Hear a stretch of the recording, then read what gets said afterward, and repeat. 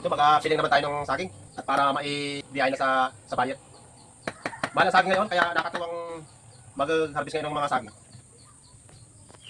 Ito, ang tawag dito, inapiling muna bago ilagay sa sakot. I-deliver sa buyer. Dahan-dahan lang siya, baka matanggal ang mga bulok. Ay hindi naman inabili pag pitaw-pitaw na.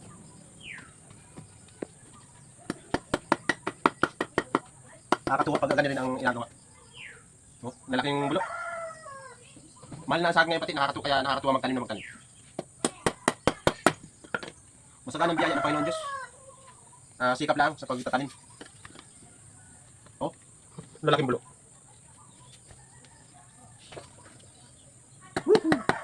Masaganang ani. Nakakatuwa lalaking bulok. First class.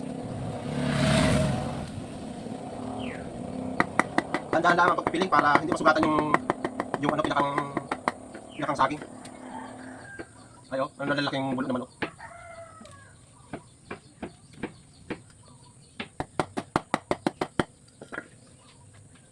Napakatamis ng hinog dito, itong ganitong kalalaki. Latundan ang tawag dito sa akin dito. Pero itawag iba dito yung sulo. Sabi ko, marami silang magkasama, bakit sulo? Naman. Lalaking bulok.